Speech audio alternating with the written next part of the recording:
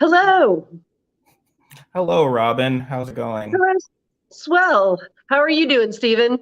I am all right. Um, you were going to open us up with some thrilling trucker convoy um, Well, no, shenanigans. I posted earlier today about our gal Candace deciding that she wants to declare war on the friendly neighbors to our north in Canada. So that's always fun. Um, Doesn't seem to it's understand how that works in any way, right? Like no, no. that we can't just invade countries, and it's very. I mean, to be fair, I it's guess not you like could, but you gotta get Colin Powell to convince people that's like propaganda to just. you got to have a Republican president with daddy issues. That really helps, I find. Like, But the ones that are far away are much because that's like you sending it overseas is just a very yeah. it's like when like on the show Seventh Heaven where they sent I guess Jessica Biel to live with someone to get her act together. Why It's do like you know these things? I had to watch a lot of television for about 10 years of my professional career. So there's a weird period where I know way too much about random stuff that would not have watched voluntarily. Um, but like wars with your own, where you share a continent, Yeah, it's a little that's awkward. awkward. Like, you know, um, And they're also like super, really doubling down lately on the Justin Trudeau is Fidel Castro's secret love child thing, which like I don't know that that's really something that you want to be like oh knowing about because Cuba, I mean, is actually doing pretty well. Re COVID, like they have one of the highest vaccination and booster rates in the world. They've got 5 vaccines that they're actually, sending off to um, our friends in the southern hemisphere that don't have access to vaccines yet. And like, I don't know that that's that much of an insult right now. um, so obviously the ability of Republicans to sort of to sort of back what your Democratic consultants would say would be horrific. I mean, obviously, there's a lot of an obvious racial component behind this, but generally speaking, during a presidential election year, if Democrats were openly supporting, I mean, even their minor support for the protests during the summer of 2020 is now being attributed to the whole scale slaughter of certain Democrats down ballot. And no one fears that this will hurt Republicans at the ballot box in 2022. The idea is that this is actually probably a good thing because it's going to turn out their base. It's attacking the people Yeah. they already don't like. No one's worried about it, even though um, the damage that the convoy has done already. I guess the image of a burning CVS, sure, everyone goes, but maybe if I feel like if you have people like Democrats who could explain how okay, our CVS isn't literally on fire, but hundreds of millions of dollars that does affect you and supply chain issues, which you were told to be upset about a couple weeks ago, is all related to this Yeah. essential blockade that's occurring. It is, Well, here's the and thing. that's Angry Republicans have already won with the inflation thing where they're like, you know whose fault this is? It is all like, it's poor people who are asking for more money, and it's uh, Democrats for wanting to give people money so that they can survive the pandemic. And they have doubled down on that to the point where, like, a lot of Democrats are kind of just going along with them on it.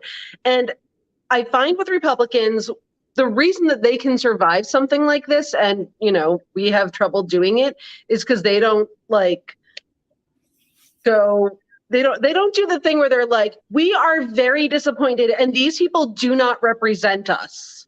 nah. They focus on what they find to be like the good part of their crap ass trucker protest. Like that's what they're focusing on entirely. They're not like, oh my gosh, people are going to think we're bad. Some of these people tried to kill cops. Several of them are like blatant white supremacists. We don't want to be associated with that.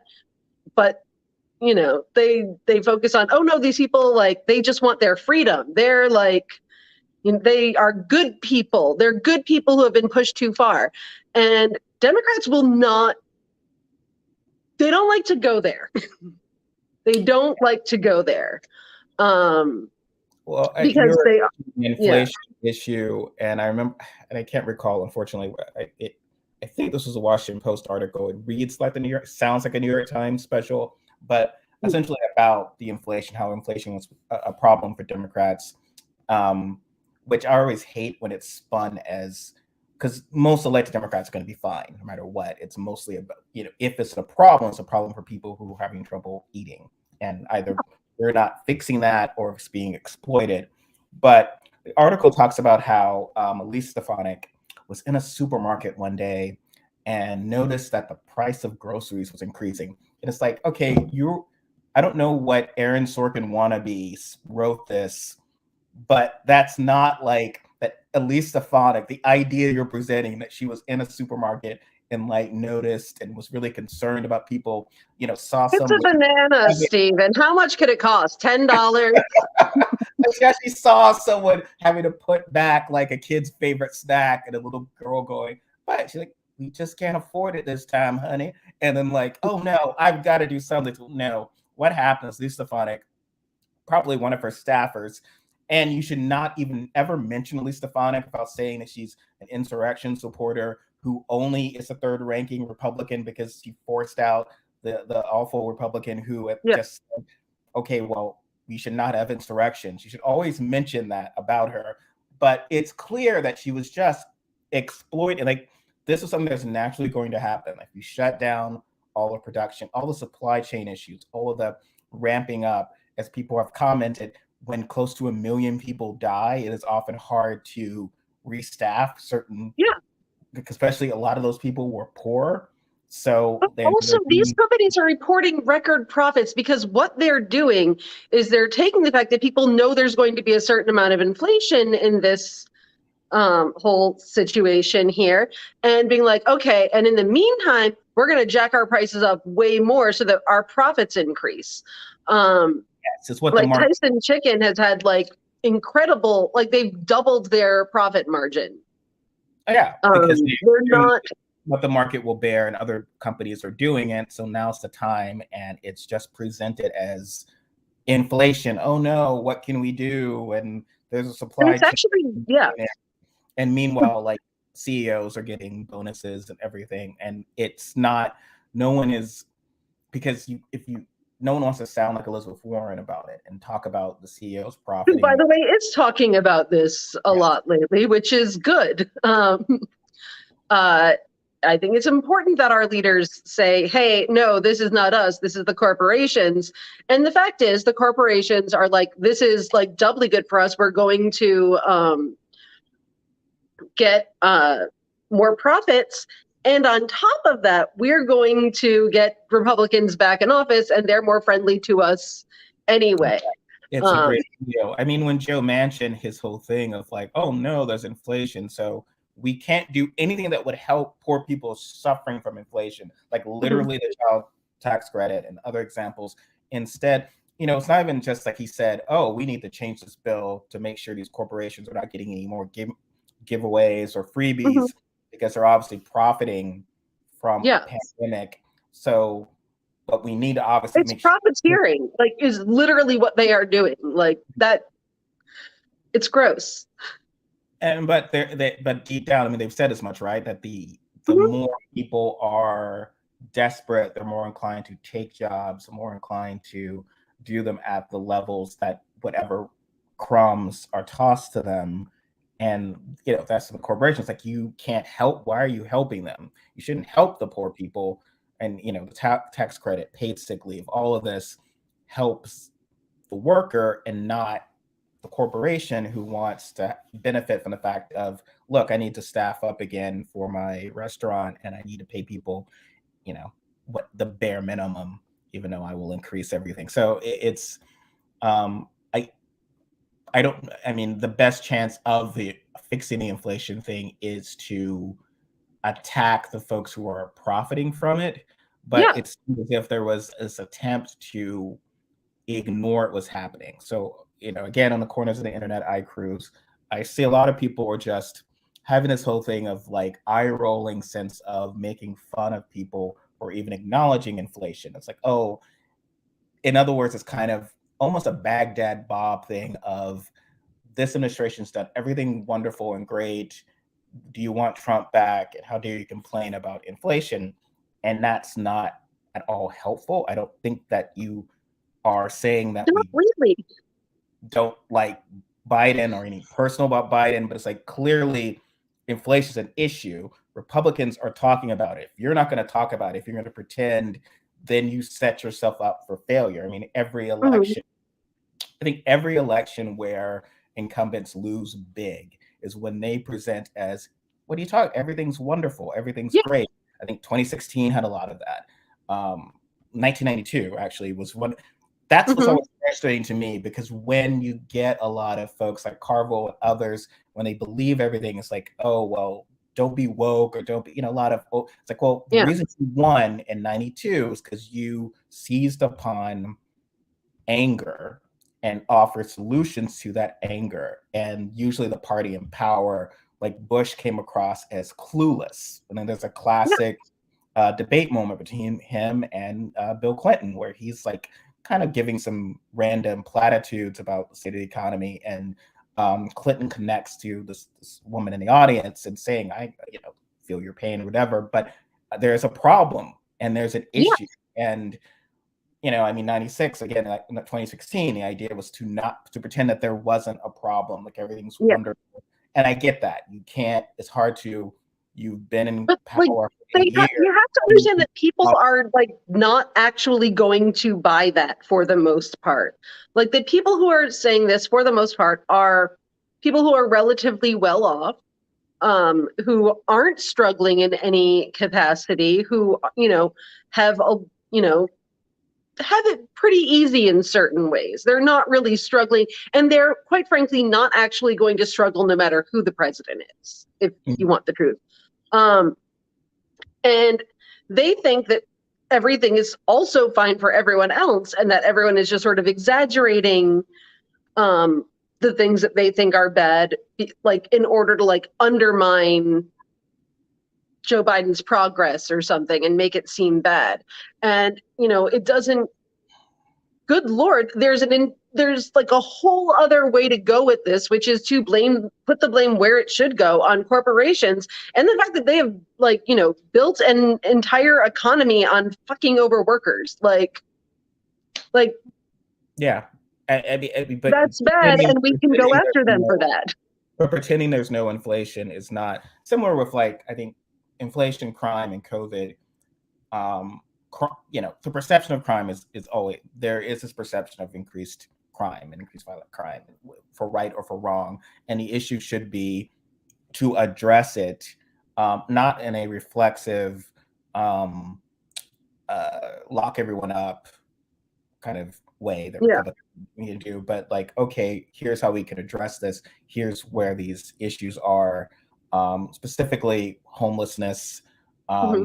Eric Adams in New York had said, the time of people getting away with everything is over, as if people sleeping on the subways is getting away with anything, or sleeping on getting away with anything. Is just, and I get it, and I've said this before, mostly the people taking subways are middle-class people or working class people. No one likes to be, especially if you're a woman, no matter how poor you are, it is not particularly safe. It is very not safe for a guy. Not that I was a big, strong guy. You felt uncomfortable. I was there during a period where there was less of that, but there were sometimes you'd be on the train and it's like, okay, I need to leave the train now or go to a different. If you ignore that, then again, the bad actors come in and demonize the homeless, similar to like the tent cities in Portland. Our mayor is in Portland is trying to address this, but look, I've talked to people, again, Democratic voters. These aren't Republicans. These are folks who are really upset about the fact that you go downtown and it's not particularly safe anymore or whatever. How do you deal with that? So the idea is like, here's a solution, is a humane solution. Here's a solution rather than ignoring it. Mhm. But I'm not getting a lot of that. It's like the option is either to embrace what Republicans say, give more money to cops, accept the fact that any increase in crime or increase in homelessness is because they aren't, cops aren't allowed to wield enough of an iron fist and so forth. And similar to with COVID, right? The third issue I think is going to be is that people are tired of some of these restrictions. People are kind of feeling upset about the situation being where it is because of unvaccinated folks, so forth, and everything. Yeah. And that you need to at least address it. Doesn't mean you have to sort of not do anything, but yeah, I mean, what's your... You can acknowledge that something is a bad time for someone without being like, and I also agree with you about the cause and what should be done about it. Mm-hmm. I think the unfortunate thing with the unhoused is that, like, basically Republicans for a long time have very much won the culture war as far as that goes. Like, you will see like the people who are like, I'm, a Democrat and everything, but this one time I gave a homeless person a sandwich from 7-Eleven and they just threw it away. And I'm like, okay, maybe they didn't like that sandwich. Maybe they just ate. Like, and it's just this whole like thing where it's like, they just want our money for drugs, which, yeah, if I were homeless, like if I were on the street, yes, I would probably want a cocktail. Like, well, yes, it's just like, isn't that the sort of cliche of every, wine o'clock for the white, it's Amy Schumer or someone pouring the glass of, because your life is so tough in your nice New York big apartment. Right. Oh, I've got to have wine. It was like, well, I can't even drink wine anymore, Stephen. Like, I really can't. They've made me drink wine. Like, let them drink wine. They have more to drink about than the ladies on, Sex in the City. Or, I mean, look, drink, enjoy yourself. Yeah. It's always interesting of like, our concept is like, you need to, the only reason that you could actually sort of drink away your problems would be if you've reached a certain degree of success. Yeah. And security. Exactly. But this person should just go ahead and but to your point, I think it is shocking the amount of people. I'm sort of in my late 40s. I remember this, that Democrats way too often, I find, do not attack Ronald Reagan for like the homeless. The reason there's a homeless problem, this is on his list of horrible things. So the homeless, we're shutting off all the shelters and going back to California, as you said, and then the homeless, the AIDS epidemic, like this, he does horrible, objectively horrible stuff. But then there's this whole like thing, you can't say anything bad about Reagan because, well, people love him and he won all of the states except Rhode Island and Minnesota. I think it was only Minnesota that voted against him both times, but yay, Rhode Island. Yeah, there's this whole thing where they're like, no, we like Reagan. Reagan's cool. He was a good guy, great communicator. Like, really? Like, I'll say, okay, no, he was not a great communicator. He was like acting. He thought that things that happened to him in movies happened in real life. Like that. Like, yeah, I mean, that is terrifying. And we don't confront his inherent cynicism. So and I will at some point link to this or maybe drop it in the comments for people to see it. But there's an interview with him that I think people should watch with Johnny Carson, where he sort of sets the stage of this of like government's useless. And he jokes about how they're spending money on some, chitlin study to show that, chitlins are unhealthy. And it's like, well, everyone and everything sort of setting up the idea that government wastes money, government's useless, government's the problem, government's terrible, which is very cynical. That whole idea is mourning in America. It's like, well, no, he had a very cynical, no more so than no less so than Trump, who was also very cynical. And Trump was also optimistic in similar ways as Reagan, in the sense of, I will make America great. I will restore the white dominant social order. Yeah. But my original point being the idea is that these are all issues that can stem back to bad Republican policies and like the in-house situation. So embracing, it seems as if the idea is that we either should agree, which I think is a public health crisis, of having people live on the streets, rather think that should be okay, or we need to embrace the fund cops, give military gear to cops and have them be, I mean, it's so expensive. They said that the cost of having cops, basically cleanse the subways, and their way is incredibly expensive. It's not efficient. There are better means of doing this. We don't look into the fact of when these cities get very expensive. So San Francisco, it's like, okay, well, this is the human cost of all of this great Silicon Valley, like all the stuff that happened in San Francisco in the past couple decades. This is the human cost of it because of how expensive the city became to live in. And so what are our human response to this human cost? It's like, well, no, can we just take them away and throw them out? Because I want it to be my super pretty and cute, and I don't want to feel bad when I go places. Like living in it's tough. It's the thing that, I mean, I probably say this way too constantly, but like the thing that just bothers me endlessly is that the least expensive way to deal with the problem of unhoused people is to house them. Like that is literally the least expensive way to handle it, but we can't do it that way because, oh no, we're depriving them of the opportunity to pull themselves up by their bootstraps. And then where will we be? And it's the grossest thing. Like it says so much about our society. Like there are so many things that we could do that are great, but we don't do because we like the other narrative better.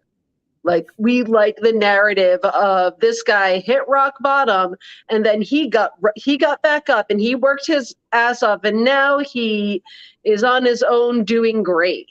And we love that narrative. We can't let go of it to do, something that might actually help people.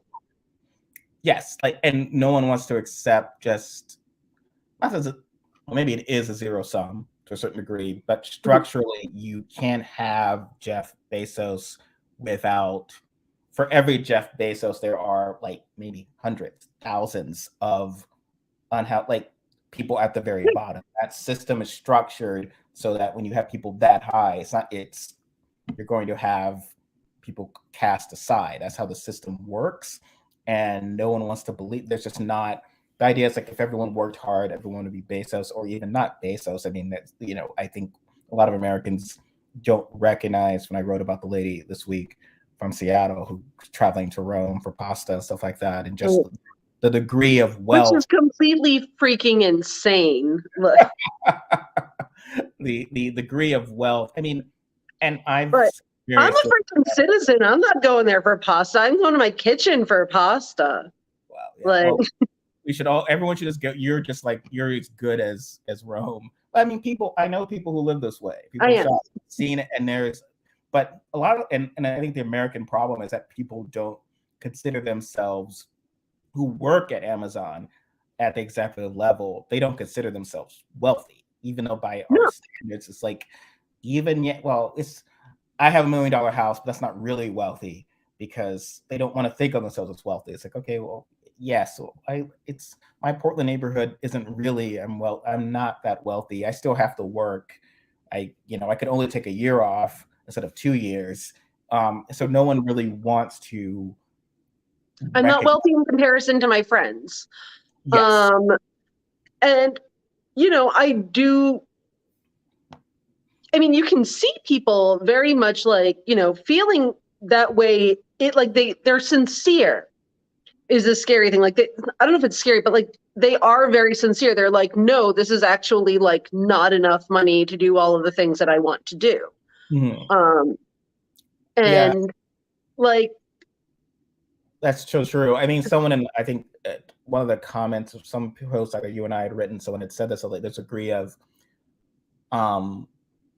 there's a comfort level that certain people can make sort of in that circle, but then you reach a certain circle and there's always going to be people making more than you, and your life So even though you're making $250,000 a year, you feel, my neighbor who makes twice that, because it just starts to really accelerate beyond a certain income level. So my neighbor makes twice that, and my neighbor goes to, Europe for 3 weeks. I can only go to Hawaii for 1 week. And it's sort of like those kind of things. And you start to feel, and I've seen that again, like people who've sort it's boiling the frog in certain ways. Like people can get used to anything on some level. And if you feel like, experientially, I'm not doing my story about the lady crying to me about her Birkin bag.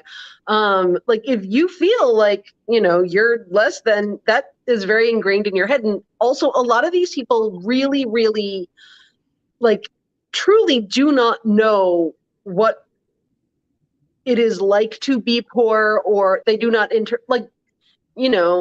you say we don't have a stratified class system in America, but a lot of people do not regularly interact with people outside of their class.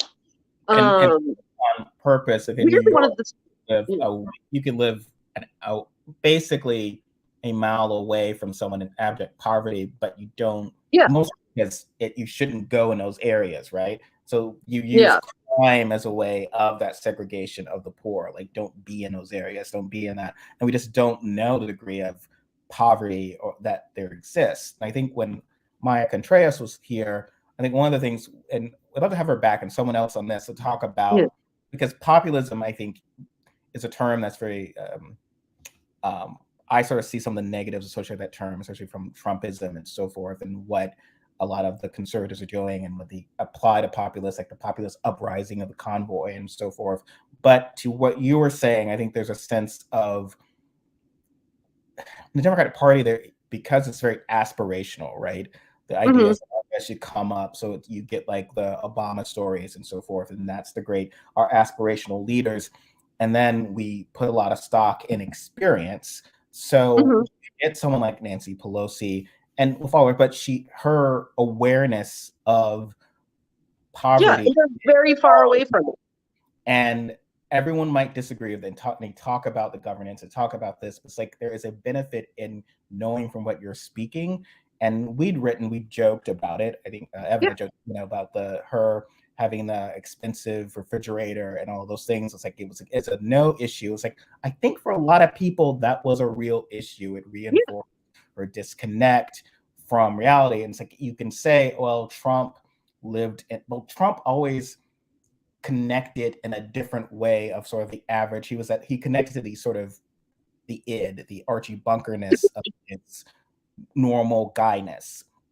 So you get with folks who are it was also, the whole tackiness thing. Like his whole thing was that even though he was of that class, he was generally rejected by that class of people and had a lot of anger about it, because he was super tacky.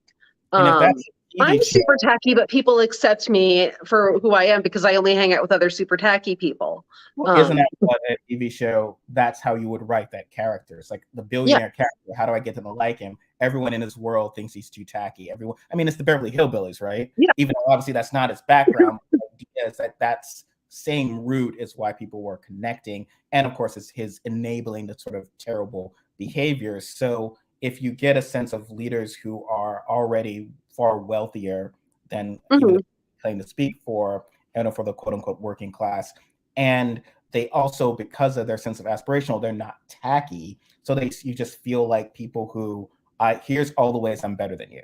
It's only a sense of why people seem to prefer Batman to Superman or Spider-Man. It's like, okay, well, this guy's just perfect. Well, this guy is, even though he's rich or whatever, he's really screwed up. I connect with him. Yeah. And I think, people identify with flawed human beings is probably one of the main things we know from just literature, media, everything. And I think a lot of the time Democrats have a very hard time sort of showing that, if that makes sense. And I get that there's a certain more expectations on women and people of color to be perfect, and there's a lot less room to be flawed. But at the same time, that's where people connect with you. And I think, for me, whenever I hear the people talking a lot about populism, my concern, honestly, is that I feel like it's sort of like a lot of the like centrist establishment sort of pushing away the idea, like some things that are actually good. Like they're throwing some babies out with the bathwater there. And that is very much my concern.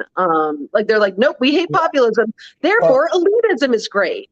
Well, yeah, and no, like, embrace of of the suburban Republicans, the Rockefeller Republicans. yeah, They've gotten a more outside voice in the party. And so if you were to go back to 92, you would think on the surface, and everyone can talk about politics and talk about policy. It's never, elections are about human connections, right? Yeah. You remove all of that. The Southern governor from a small state, kind of chubby guy, loves his McDonald's, as a Republican candidate today, right? Like Clinton would read as a Republican candidate today. The candidate who's got the great, background, works in the CIA. He's really smart, and he was a war veteran. He's wonderful, and he's a little stiff, and but he's a nice guy, and he doesn't really know he hasn't really been in the supermarket for a while. That, unfortunately, how many of our Democratic leaders would fit in that Bush world? For sure.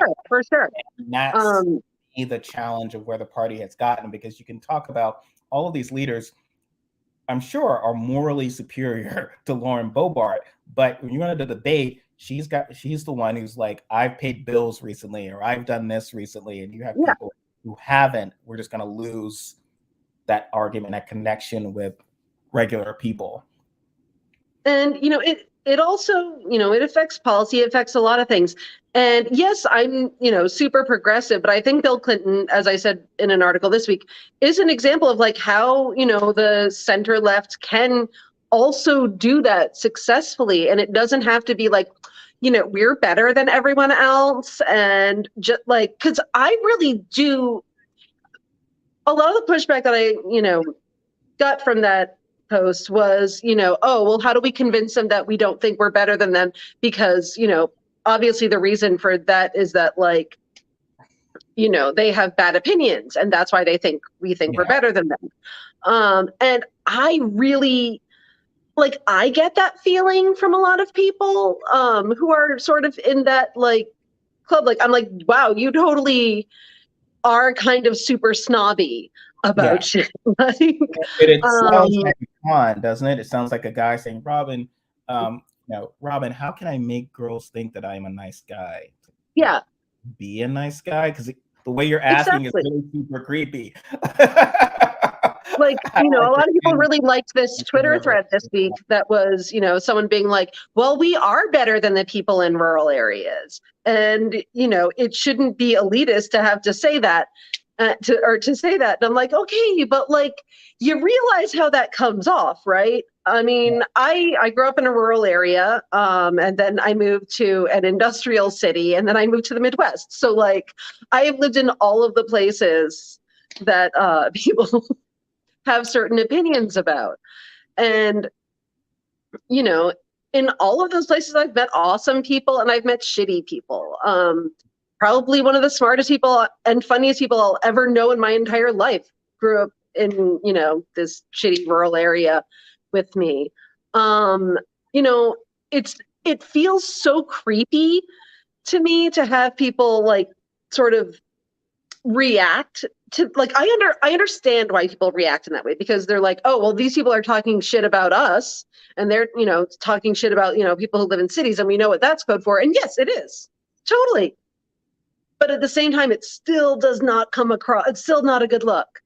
And I think that we should be aware that, like, there are a lot of people in, rural areas who don't suck. There are also a lot of people of color in rural areas, especially in the South. And I think that, like, the whole, like, it gives me the creeps. It does. Well, the idea of rural areas and the venture and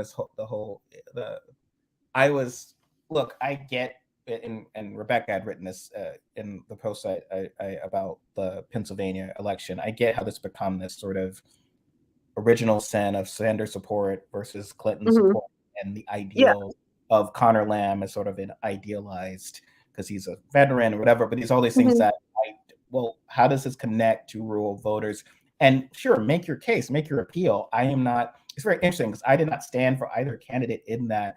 But what I often get is if I make fun of someone, and that's sort of my job, it is seen as if I am attacking that person. It's like, well, no, I actually, and if you look at it, I made fun of Fetterman as well. I make fun of a lot of people. But to me, it's literally our job to do that. But this idea that, and like, also, I'm sorry, I don't think, like, people are always like, oh man, you guys criticize Democrats, big surprise. Yes, sometimes, yes, we should do that. Like, otherwise, where's our, like, if we don't criticize our own side when, they just fuck up or whatever, then where's our credibility? This notion that the key to rural area, because Pennsylvania, especially, that idea will be you need to appeal to rural areas.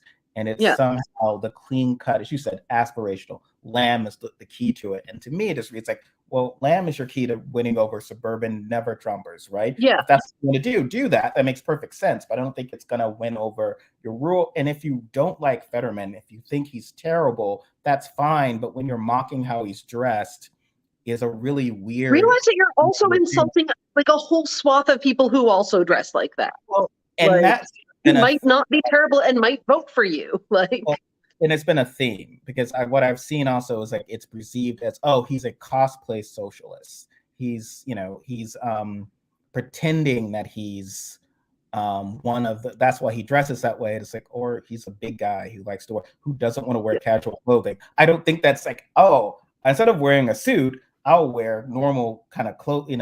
It's like somehow it's categorized, but it's the same people who then would say, oh, our way of appealing to Trump voters or winning away Trump voters, and they tried this in 2016, they tried it in 2020 with limited success, was to say, oh, a con artist. Look, and I've seen Tom Nichols does it, a lot of lever Trumpers who, I say again to Democrats, don't trust these, don't listen to these people. No. They don't like us. They're bad. But Tom Nichols sucks. Trump, is flying into the city. He, this flyover country, and he has nothing but contempt for everyone there. It's like, well, you might, Tom Nichols, have nothing but contempt for these uneducated people, but Trump does not present that way to them. And so you're kind of, it's also sort of telling people that they're being conned usually actually does not go over well in my personal experience. No, I mean, it's like telling someone that their boyfriend is cheating on them. They don't they're not mad at the boyfriend, even if it's true. They get mad at you, and like your friendship is ruined. Yeah, it's just like hey, Stephen, she's only interested in you for your money because you're so unattractive. And I'm telling you this as a friend. It's like, oh, thanks. Yeah. She's so young and attractive, and you're so old and doughy, and obviously, come on. She's like, she's waiting to get your insurance money. It's like, gee, all right, Rob, thanks. It's like not an effective argument. It's a it's a neg, It's like, that's not actually, no. And that's been a constant. Like with Josh Hawley, he's doing his whole kind of, I speak for my common man and I speak for these people. Our only response to him is like, and I see this a lot, it's like, oh, well, he's obviously con. Like he went to, he went to the fancy schools. He wouldn't spend time with you slobs. It's like, what are you saying? Like, that's not, Cruz and Hawley are like, look at, like, but that's not going to help by pointing out, it doesn't inherently mean that they're conning anyone, and certainly no one is buying that, because you also at the same time believe those are good traits to have. So it's like you're not being consistent. I mean, I think this idea, like there is very much this idea, especially with Lamb, that rural voters are gonna or whoever are going to look at him and go, wow, this is a really accomplished guy. He is a veteran. He's well educated. He's, well spoken and presentable and classy. And he will be a great role model for the children. And he's someone that everyone can aspire to be like. And I get it. But like, people don't actually like that. They don't. It's not appealing. Being the kid in class raising their hand saying, "Teacher, you forgot the homework," is not appealing. People don't want to be told this, vote for this person, they're better than you. Like, well, and I mean, Clinton beat Gore. I mean, Clinton was the winner. Clinton is not yeah, representable. He didn't serve. He was, again, and I'm not trying to be ableist by pointing out that he was. I only point out that in the sense of he does not present in the sense of look at how he, he was a heavy guy at the time, and he was like had bad hair and whatever. He presented as a normal kind of guy. It wasn't, the aspiration was like, I'm like you already and I can connect with you. That's kind of the connection.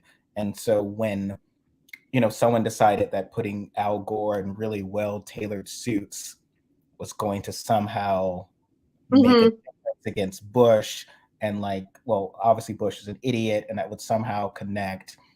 It just didn't work. I mean, so the pattern is like, and as you said, I think, I always say this just never works, and your thing is always like, but imagine if it did. but no, like that is sort of like what I think the thought process is. Like, it doesn't work, but if it did, it would be amazing, and it would say really, like, to certain people, it would tell them the story that they want to be told about themselves and our society. Like, everyone wants to hear the story that they want to hear about themselves, or be told the story that they want to hear about themselves. And for some people, they want to believe that they live in a country where, yes, the guy who is statesmanlike and well-mannered and like super boring but very qualified wins. Yes, that is understandable, but we don't technically live in that country. And so maybe, tailoring our approach couldn't hurt. Like, yeah.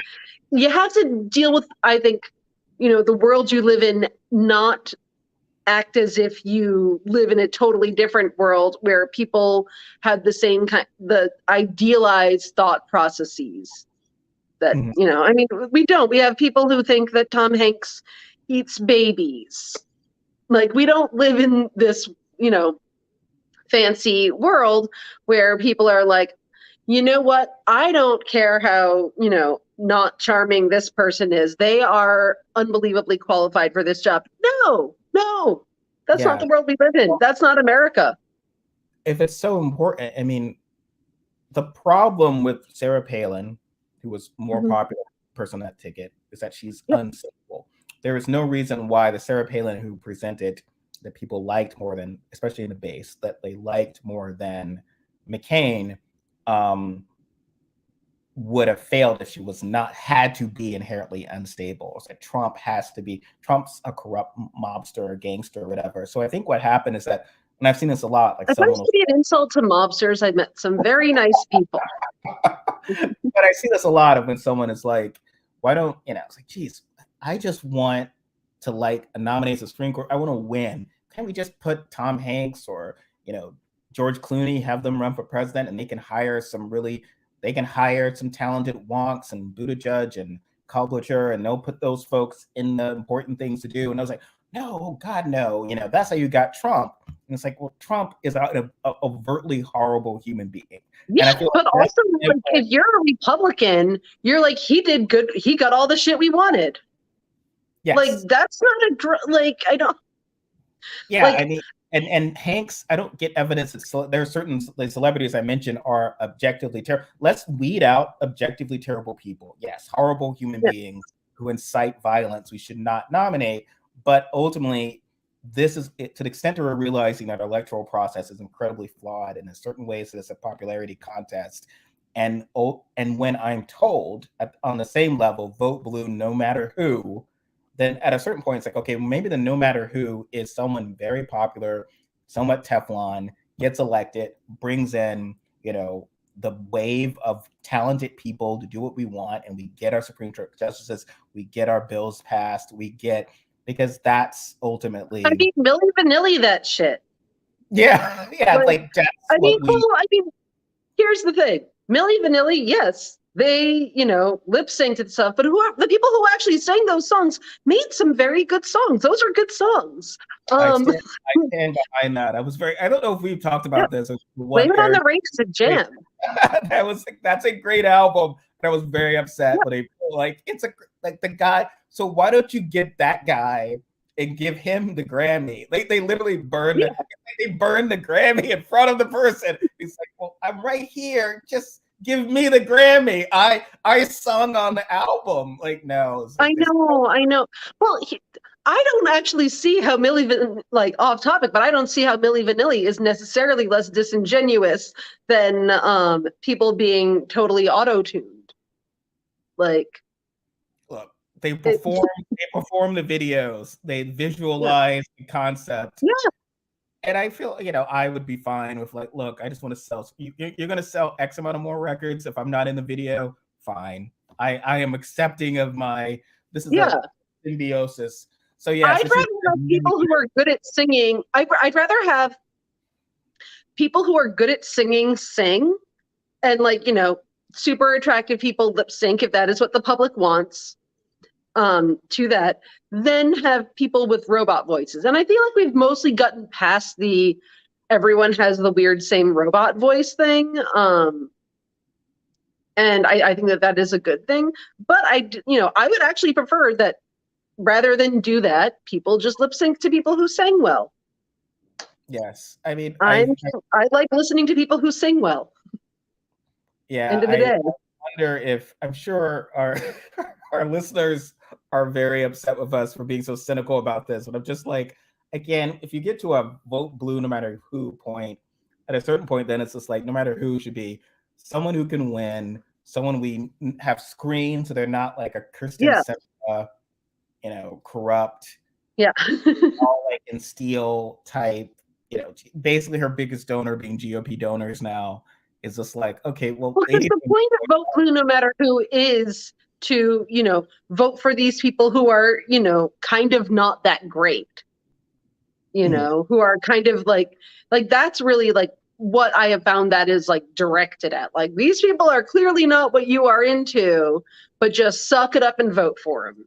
Well, it's like which is, I don't know the best sales tactic, but. Well, yeah, like with vote your conscience being somehow a bad thing. I mean, shouldn't vote your conscience mean vote for Democrats if we're saying that they're inherently better candidates than Republican? It's like, well, yeah, like no matter who, I'm writing about Dr. Oz, who's terrible. No matter who wins in the Republican primary, they are objectively worse than the Democrat, whoever that Democrat is. So voting your conscience means vote for the Democrat, as opposed to. But Democrats would basically say, we know that we're not voting for your conscience, but like, no, you should be like, try a little bit, like push that idea instead of like, yeah, no, we know we're basically like these guys, but like not that bad. Yes, that's not. It's bad marketing. It is bad Well, I mean, marketing is it is interesting because I read this gentleman had posted this about how there's many articles recently, and I wrote one about the article last week. There was another one this week as well. And each time people were like, no, this is just stirring up an issue and whatever. But it's like, it seems to be real that, a certain segment of the Democratic Party, Democratic leadership, seeing that they're going to get wiped out is sort of is all essentially not Joe Manchin's fault or not Kirsten Sinema's fault. Although literally these are things we would have if they had played along and voted with the party. But if they didn't, but it's not their fault. It is the squad who has somehow pushed these crazy liberal policies on Biden, even though, and I've done this repeatedly. I've shown Amy Klobuchar. You look at what she ran on during the primary, Buttigieg, all of them. It's all stuff that's in Build Back Better. There's literally, this isn't some crazy Green New Deal AOC thing that she said. Because for a long time, Democrats were like, we're staying away from economic stuff entirely. For some reason, I don't know why, but that became a thing because they were like, I don't know why, it just became a thing. They were like, we're staying away from economic stuff entirely. And then like, I think in 2016, it became obvious that like, maybe people were not super into that, and maybe people needed a little bit more help. And so I think that, there's this assumption that like they wouldn't have even had to go there if it weren't for the left. But at the same time, people keep, saying like, oh, well, we would have been able to do all these great things actually if it weren't for activists on the left and the progressive people on this squad. And, I'm sorry, you had like 20 years to do that, like so many years to do that and to do all these like great things, undercover, like you think is the better way to go, like where you're like, we do good things, but we don't tell anyone about them so that, we don't scare off the rich people who might vote for us. We will do it incrementally and no one will ever notice. Well, you didn't do that with police brutality, did you? You did not. Like, well, there's no evidence of that. And where is the slogan? Like everyone is like, defund is terrible. We would have gotten this without the defund slogan. It's like, okay, well, look. No, you wouldn't have, because it's been 30 years since fucking Rodney King. Like, well, what did they do? Also, between what politics is, this idea that, oh, what we're going to do is it's going to be defund police brutality. It's like, well, cops don't like being told they're brutal. They are inherently brutal. Like what you're doing, if it's just like there's no stealth. If I want to make McDonald's, if I'm a CEO and I want to make McDonald's a vegan restaurant, people will probably notice. There's no stealth way of doing that. It's like, I'm just going to get rid of the bad. You can't hide the peas and the mashed potatoes forever. Like, and peas are delicious on their own. And so ultimately, the problem, and that's what being said, is that there's a culture of policing that has to be, and the police understand that. So, if you're coming in just like, oh, we're just going to make a few tweaks. It's like with the efficiency expert at any corporation who shows up and just, I'm sure you guys are doing great work and we're just going to take a few notes and whatever. It's like, okay, we're all going to get fired. There's efficiency expert. It's usually understood in the private sector. When efficiency expert shows up, everyone's getting fired because it's not going to just show up and do a little nipping and tucking. And that was sort of the idea. So essentially, if a system is leading to people getting murdered on the streets, fixing that system is not about a few nipping and tucking. And this well, you people didn't get so angry about all of this. We would have taken care of it for you. But the only reason they're even paying attention to it at all, which, let's be real, it was pretty much ignored up until Eric Garner. Ignored for decades. But look at the school boards. That's inherently angry. And politicians don't come out. No Republican comes out. Younging didn't run this way. And he was supposedly the moderate Republican. He did not come out and say, look, teachers are wonderful. They work so darn hard. Yeah. Why, just to attack just a few of them. So, they're wonderful. These people shouldn't be saying nasty things about all teachers. Just a couple of them that teach maybe some critical race theory. And it's probably not a systemic problem, obviously.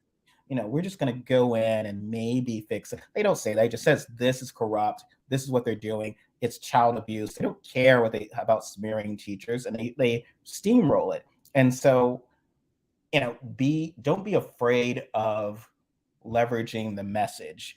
But ultimately, I think people would say the difference is that this is when you're talking about something that's brutality towards Black people, white people don't care, and you got to do whatever you can to make white people care a little bit without being afraid that they're going to be that armies of Black people are going to come to their neighborhoods. Whereas when white people are upset about schools and what's being taught, the last thing you do, same with the convoys, it's like just you have to accept their anger. And so Republicans can constantly rise. Because it's also not framed as being scary. Let's we know how that is a fact that Black anger is coded as being scary and threatening to white people, whereas white anger is seen as, righteous, even though they perhaps have less to be angry about.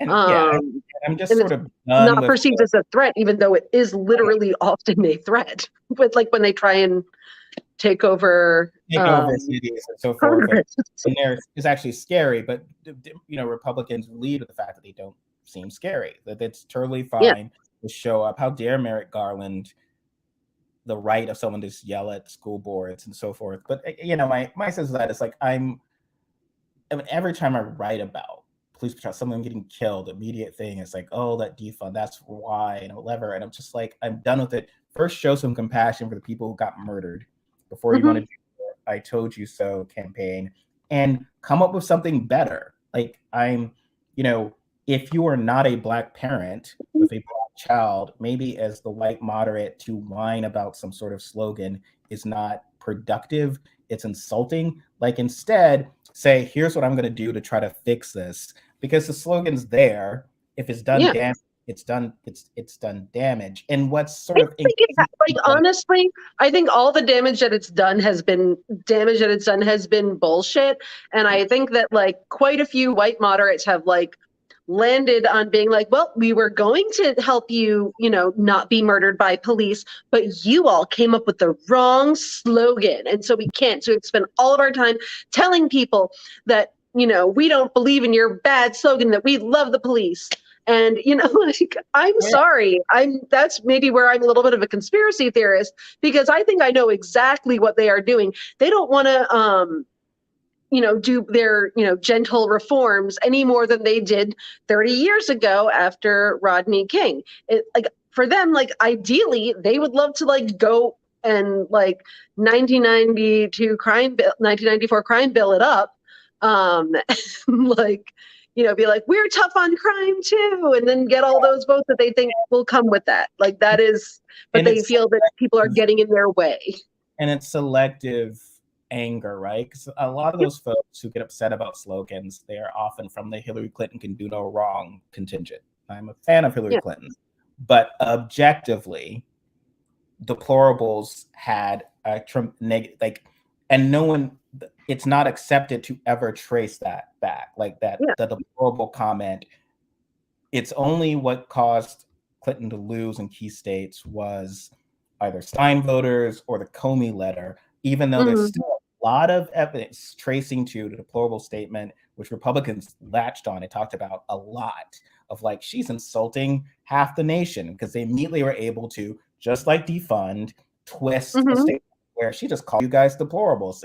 And she's like, well, no, I said X, Y, and Z. And what every smart, moderate Democrat likes to tell you, well, if you're explaining, you're losing. It's like, well, that's what happened with deplorables, right? It was like that was seen as, and what you wound up doing was not only the union household, people that Trump wound up winning were already kind of ambivalent in these key states for Clinton.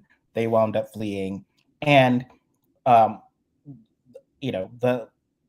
non-deplorables. It's like, okay, well, I don't consider my cousin, who's thinking of Trump, I don't consider that person a deplorable. So you've insulted them. So now I'm pissed. So it essentially was a bad mistake, but no one ever talks about that. And to me, it's like, it's because I certainly am inclined to agree with the larger point about a lot of the Trump supporters being racist and misogynist or whatever. But, I'm saying, like, let's not dwell on that statement anymore and fix the actual problem of not getting Trump in office anymore. So why don't we stop dwelling on the slogan? And everyone's like, okay, well, Cory Bush still talks about it. It's like, why can't you do what Republicans do? They can't because they don't actually want to do anything about the police, quite frankly. So they want to turn it in, like, the one thing that I believe is that, people do what they actually want to do. And, you start, like, the old saying, believe people when they tell you who they are. If these people wanted to do police reform, they would have been doing it years ago. Okay, without the, extra pressure. People do what they want to do, and they find reasons to justify doing what it is that they want to do. We all do it. I'm sure I do it to some degree.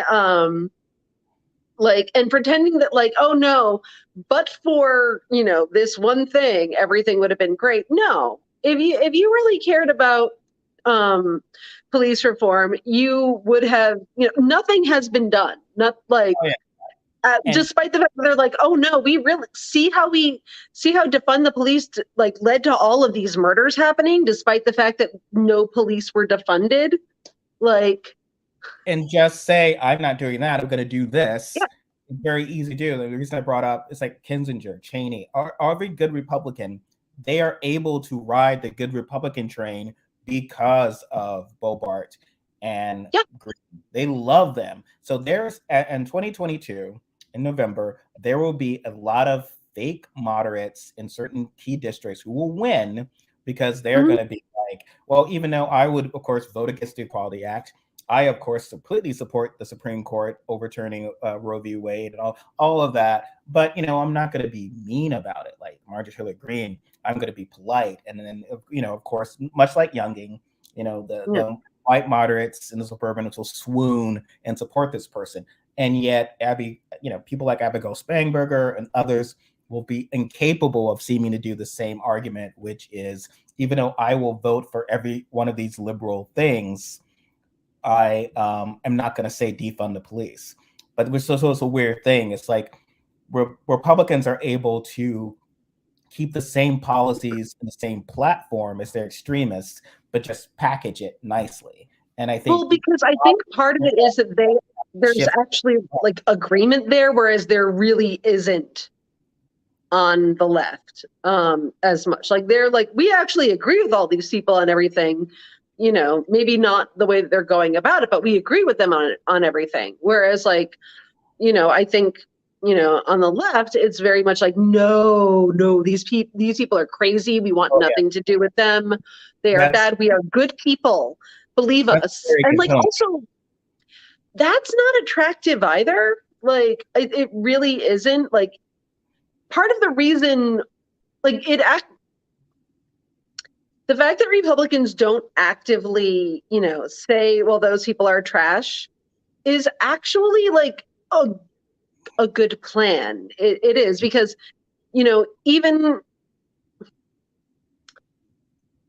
if like, the people that they're talking to, like you said, like that could also be their cousin. They're not like, oh, you're good. So we're,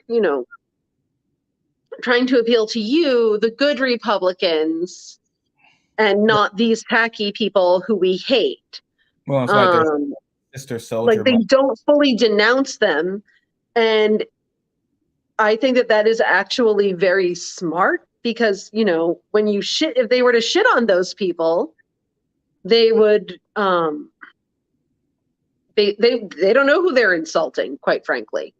Like, And they recognize that Marjorie Taylor Greene is very much part of the base. There's a and limit. she has an audience. There's a limit to how far they can push her without insulting, because that's been the game all along. It was like they will. We want the people like her to vote for us, but obviously we don't want her in Congress. We don't want Lauren Boebert in Congress. We want her to assign all that over to Nancy Mace and to Lisa Stefanik or whatever. And that game has ended. 20 years from now, it's like, no, we don't do that. It's like, and people laugh and they say like, oh, what do you mean? Marjorie Taylor Greene as a Speaker of the House. Why not? Like, I put nothing past anyone. Why did she have to settle for Kevin McCarthy or Lisa Stefanik? She's got the power. She understands that. And so, but yeah, I mean, it's the argument we've often made when people talk about needing a Republican Party. You don't. You literally have two parties. Yeah, in the Democrats. And who are perfectly, they're all non-inciting violence and setting people on fire and breaking, they're perfectly, I have no problem with any of the Democrats. I like disagree with certain wings of them, certain whatever, but that's a real debate. And essentially, to me, it's like when healthy political parties, there's sharing of power, right? So in theory, like if there's like a progressive wing is president or controlling the House, and then a more moderate wing is controlling the House and controlling the president, you can sleep well if like, okay, well, I guess abortion rights and voting rights will still be okay. It's just kind of the nitty gritty that might be debated upon. Yeah. But the current system, it's like, okay, well, we should have this power fail. We need Republicans. Well, why do we need them, Nancy? Because you're just telling us how catastrophic, like after 2 years, average voter thinks it's a power sharing, right? So it's been 2 years of Clinton, I guess. Okay, let's put Bush in. It's like, that's catastrophic. Like, look at who wound up on the Supreme Court. Look at Iraq. Look at, the tax cuts for, like, fundamentally catastrophic. And it's like, okay, well, Obama was in charge for a couple years and a couple terms. Like, why not let the Republicans have control? No, it was catastrophic. Yeah. So if it's at that level, maybe we're saying these people should never govern. And I think Republicans have been That would fine. be my preference personally. And Republicans have been open about it. Like, Democrats should never govern. They should be marginalized. They are terrible. And I think, like, just be, as you're saying, just be honest about what you're saying, as opposed to these are our, because who wants that? It's just like, we're a team. We should have parties together all the time, Robyn. It's wonderful, except I'm going to always pick the music and the food and the venue. It's like, okay, well, you're a jerk. Like, just admit that you want to dominate this situation and you feel better about it because it's co-sponsored. It's like, well, no, like, own it. And I think that's what they need to do a bit more of.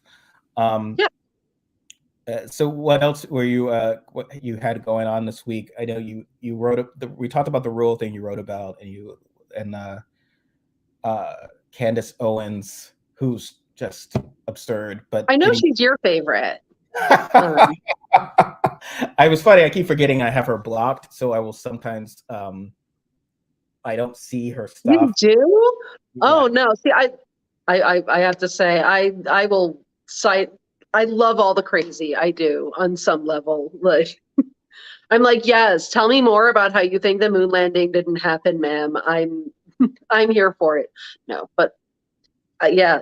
Why did she like contact you or something, or were you just like unable to tolerate seeing her stuff? I think it was the latter. It was just like so fundamentally, like, I think that I will unblock her only if I'm forced to write about, and I haven't in a couple of years actually written something about her. I think it was like 2 years ago that I last did. Oh my God, time flies then, because you like it was about her, some sort of like why supremacy doesn't exist and whatever. And it's just, oh my God, I can't.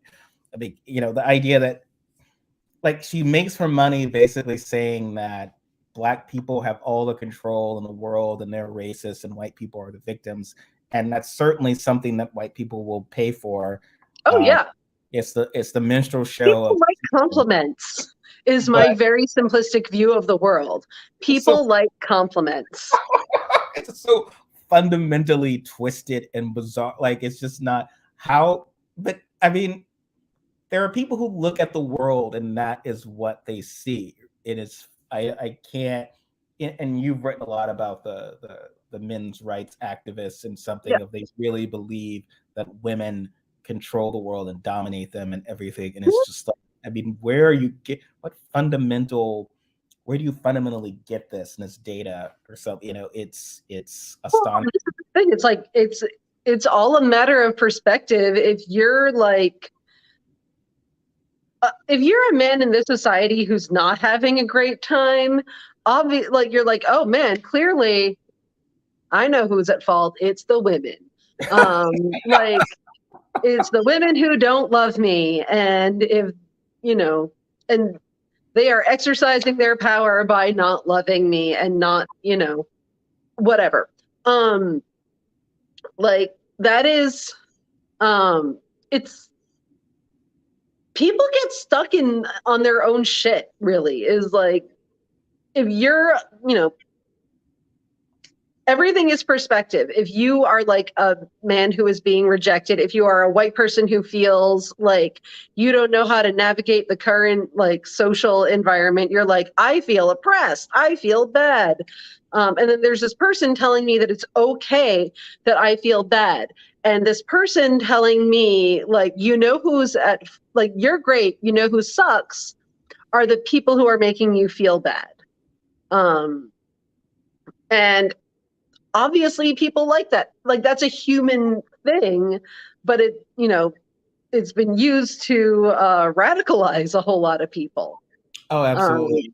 I mean, it happens so often, and it's just astonishing to me. I mean, you're kind of like, oh, I guess that's how you view the world. You believe that it's, and it's not, and they don't acknowledge the fundamental bigotry behind it or whatever. But some of it's even benign. I remember I was sharing a video with back in 2004, right after Obama had been elected as senator. He's on David Letterman, and Letterman expresses shock that Obama was at that time the only Black person in the Senate. It's like, well, how could that be, or whatever? And I'm just like, well, I mean, okay, Dave, there are no Black writers on your show.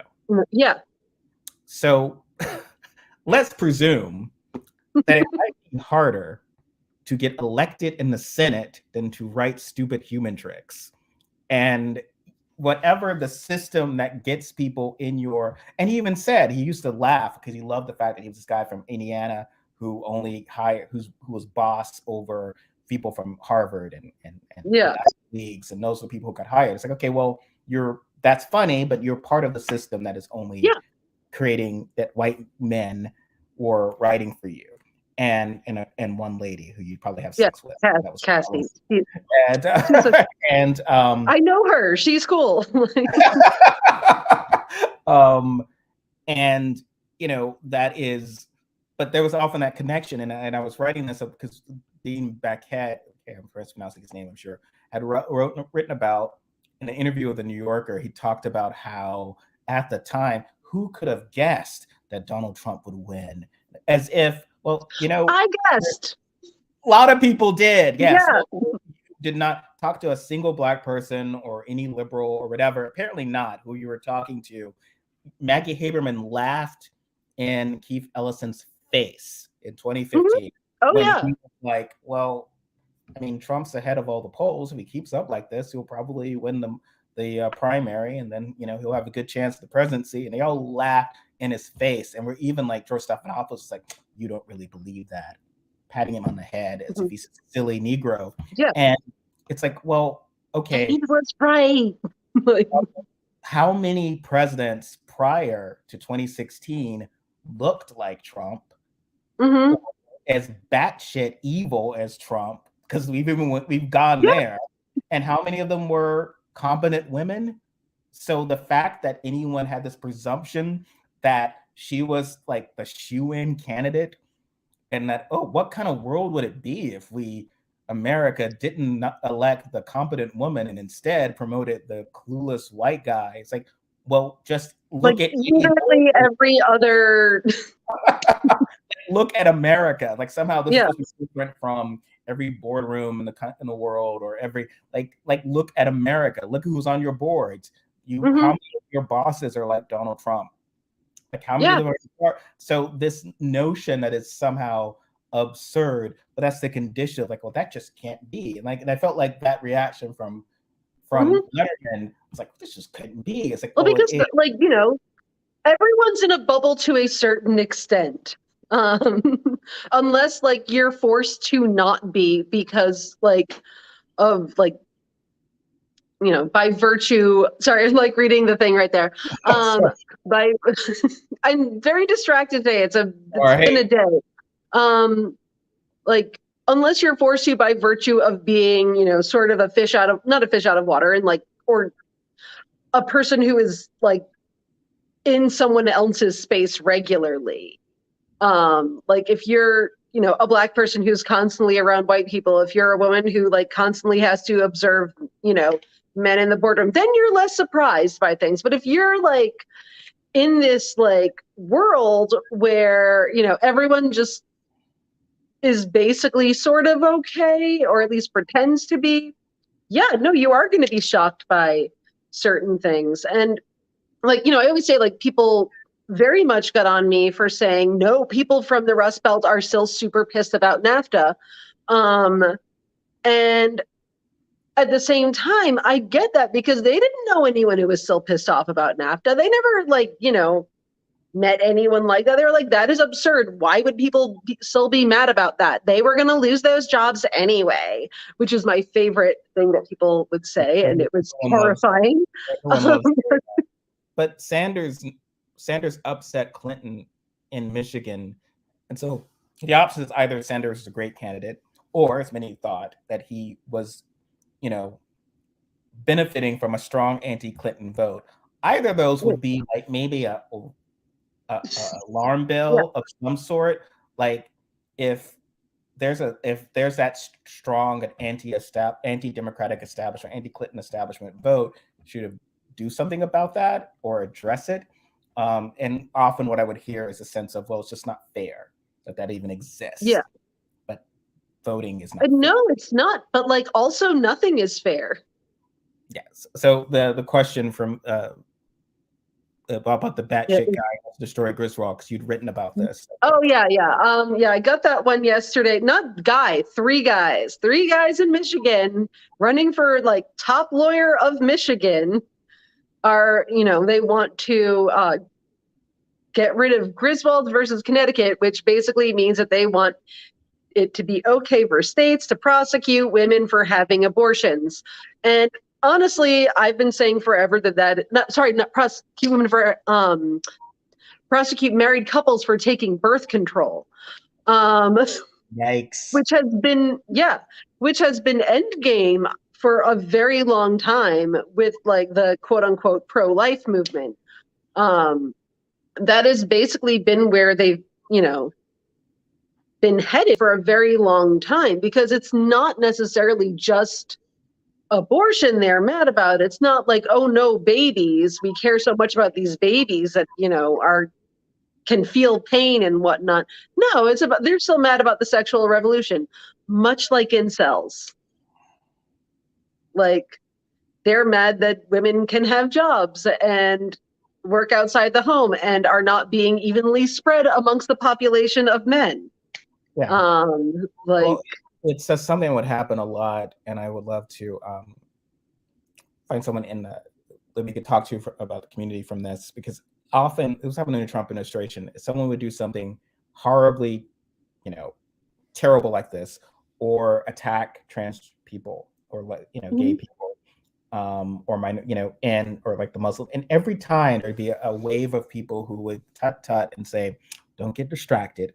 That's just a distraction from the Mueller investigation, or a distraction."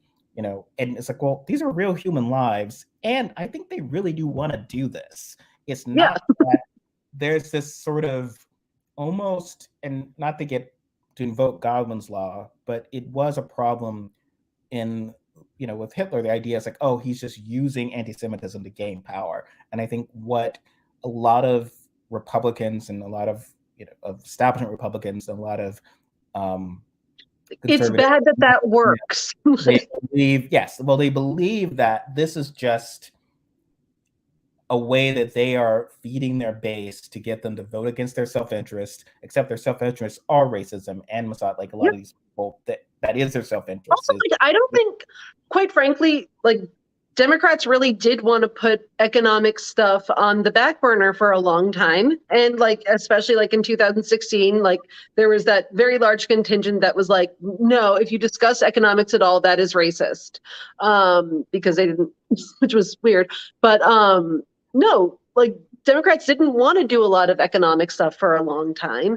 And so, no, they didn't really have enough of the, oh, you're voting against your own economic self-interest to fall back on, because people didn't really like necessarily know, like, oh, okay, well, what are they doing? After a while, and it got fed into a general sense of the elitist doesn't care about you. So at a certain point now, the thing is, in these areas, it's a sense of, Democrats, liberals, other people, they look down on me, they have no resentment for me. So now it's gotten so bad that you need to build trust before you can fix the problem. It's like, I can't come into you. If you felt like I've crapped on you for the past 20 years, like, okay, Robyn, I'm going to come in and fix your sad, miserable existence. It's like, okay, well, I don't trust you. Go away. And I'm going to vote for the person who says, I'm going to help you, and I don't think you're terrible, and I think you're just awesome the way you are. It's like, we all like when Mr. Rogers says that, right? So, and, that's a problem. It's like, and rebuilding that trust takes time. You're going to have to do it, because you're going to have to. I feel like so we don't win because voters are bad, and is not a very good tactic, because again, very shallow. People like compliments.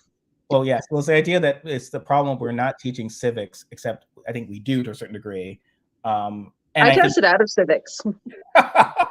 But often the argument would somehow just like, if you just had the proper learning, you would education, you would know how awesome we are. It's also not Yeah. effective. And I think we need to listen to what these people are upset about, because they are beating us and they have the right to, both literally and figuratively. So to the extent that they're only beating us at the polls, that's right now an advantage over the beating us with bricks and bats, because they're, taking over. And again, that's not everyone in those areas. I feel like there are, as someone noted, you need to winnow the margins a bit. So you can't just write off the rural areas. You need to, and it also sounds bad if you do that to other people who don't even live in that area, is the thing. Like, the second you get exclusive, like the second you get all, you can't sit at our table, it doesn't, that immediately turns people off, I think. Yes. Especially when they already think of you as being kind of snobby. And I don't think deprogramming works. Like, if people are if they believe things that are fundamentally untrue, I think that's essentially a waste of time.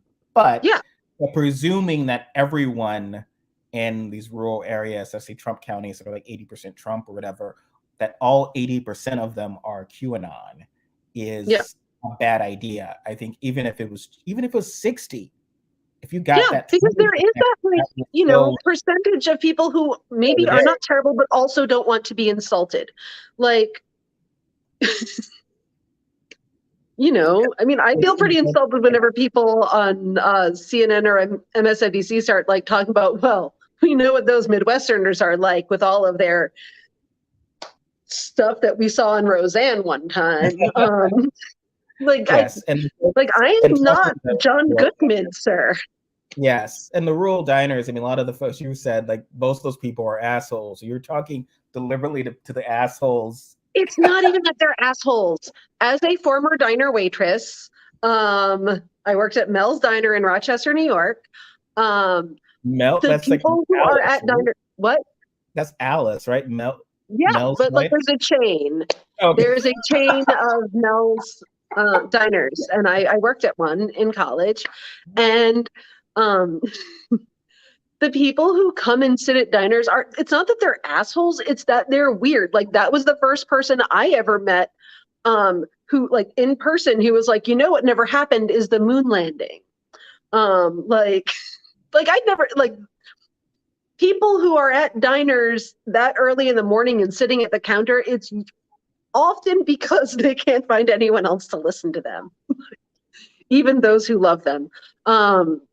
Like, if you actually were a person who lived in these areas, you would never be like, where I'm going to go to get the pulse on things is a diner. And I love diners. I am my favorite restaurant in the entire world is a diner, but I'm also weird and not like it does seem like representative of anyone. It does seem like a lot of weird folks are in those areas in the diners. And I love diners as well. I mean, so actual best restaurant in the world is the Highland Diner in Rochester, New York. But again, I'm weird. You must really hate that scene in 5 Easy Pieces where Jack Nicholson is terrible to a diner waitress that everyone always likes to quote about, because he wants a specific thing and it's not as if she's the power. She's just saying, this is what's on the menu. This is people always, people, anywhere you work, there's always those people who think that, like, you as a sales associate or a server are the power and that you control what is on the menu. You control what sizes exist in this store. You can, and that is, that is why I think everyone should actually be legally required to work at a restaurant or in a store for some small period of time, so that they do not later become assholes. I mean, and I know my experience was different. I mean, growing up in obviously still somewhat not segregated legally, but so south of just like you would go out and just literally get treated like crap. So just that was like the first face people not serving you. It's like, oh, I guess we're not getting served. Oh, I guess we should leave. Or, here's your order is cold, or we're serving the other people before you. And it's like, well, I just This is my mother's birthday. Why can't you be chill? And so you wind up with this sense of like, okay, you people really suck. But ultimately, I have no sympathy for like the folks who are just suddenly like, why can't you serve me? Like I want this specific thing off the menu. Yeah. It's just so easy. Like the lady who got mad when I was working at Applebee's, this lady got mad at me for not going across the street to Wegmans to get her chickpeas for her salad. Like she literally looked at Wegmans and was like, well, it's not like there wasn't anything you could have done about it. And I was like, man, this is an Applebee's. But I didn't say that because that joke wasn't around back then. Maybe you did say that and you should have trademarked it. Actually, I think I just cried. Honestly, like if you want to, I think I just cried. Like I was later fired from that Applebee's for wearing a headband that could have been mistaken for a gang symbol. Yeah, that's why the Robyn sitcom did not do as well, because instead of the witty comeback, you just cried, and it was just like every episode. Like this is very sad. When will Robyn cry? Wednesdays on ABC. I please think I'm an NBC kind of lady. Just go across the street. NBC was incredibly classist. I mean, it was ABC. Oh right? Yeah. Roseanne on NBC, you know. On NBC, you're gonna be a fashion designer like Rachel, and you have to hate being a waitress. You have to be very bad at it, and you're bad at it because you're too good for it. Which I always hate the idea of like, well, the reason you're very bad at being a waitress because you're too good for this, as if competence is for the lesser beings. And of course, in 2 seasons, she has her great Ralph Lauren job.